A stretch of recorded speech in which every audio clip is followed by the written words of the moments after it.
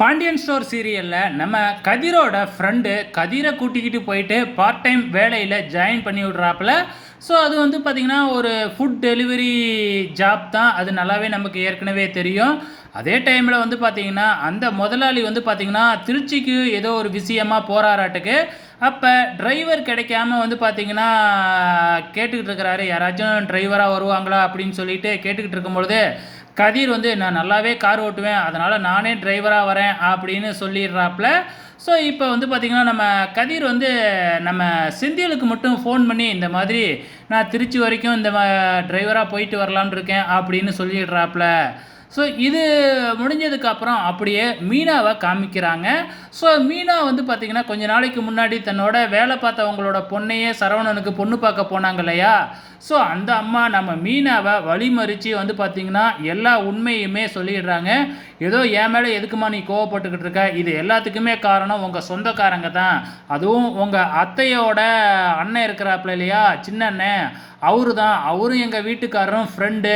அவர் phone பண்ணி எங்கள் வீட்டுக்காரர்கிட்ட சரவணனை பற்றி தப்பாக பேசியிருக்கிறாரு. அதனால தான் என் வீட்டுக்காரர் வந்து இந்த கல்யாணத்தை நிப்பாட்டிட்டாரு. தேவையில்லாமல் என் மேலே கோவப்படாத அப்படின்னு சொல்கிறாங்க. ஸோ நம்ம செந்தில் மீனாவை அழைச்சிக்கிட்டு போகலாம்னு வந்து பார்த்திங்கன்னா அங்கே நின்றுக்கிட்டு இருந்துருக்கிறாப்புல. ஸோ அதை கூட கவனிக்காமல் நம்ம மீனா போயிருக்கிறாங்க. நம்ம செந்தில் விசில் அடித்து கூப்பிடுவோம். மீனாவுக்கு பயங்கரமாக கோவம் வந்து செருப்பை கழட்டி அடிக்க வராங்க. அப்புறம் தான் நம்ம வீட்டுக்காரரா அப்படின்னு சொல்லிட்டு சுதாரிச்சுக்கிறாங்க. ஸோ நம்ம மீனாவும் வந்து பார்த்திங்கன்னா எல்லா உண்மையும் செந்தில்கிட்ட சொல்லிடுறாங்க. செந்திலுக்கு பயங்கரமாக கோவம் வருது. இருந்தாலும் மீனா வந்து இதை வெளியில் காமிச்சிக்க வேணாம், நமக்குள்ளேயே இருக்கட்டும், பிரச்சனை வேணான்னு தடுத்துட்றாங்க. ஸோ இங்கே எல்லாருமே சாப்பிட உட்காந்துருக்குறாங்க. அப்போ எங்கே கதிரண்ணனை காணோம் அப்படின்னு சொல்லி கேட்குறாங்க. அப்போ நம்ம செந்தில் வந்து பார்த்திங்கன்னா பொய் சொல்கிறாப்புல. என்ன பொய் சொல்கிறாப்புல அப்படின்னா, தன்னோட ஃப்ரெண்டுக்கு கல்யாணம்னு திருச்சி போயிட்டான் அப்படின்னு பொய் சொல்லிடுறாப்புல. ஆனாலும் வந்து பார்த்திங்கன்னா கடைசியாக சரவணன்கிட்ட மட்டும் செந்தில் உண்மையை சொல்லிடுறாப்புல. இங்கே நம்ம கோகிலா வந்து நம்ம கோமதி இருந்துக்கிட்டு ராஜிக்கிட்ட அது எப்படி கதிர் வெளியில் போனது வந்து செந்திலுக்கு தெரியுது, உனக்கு தெரியலையா அப்படின்னு நம்ம ராஜிக்கிட்ட கேட்டுக்கிட்டு இருக்கிறாங்க.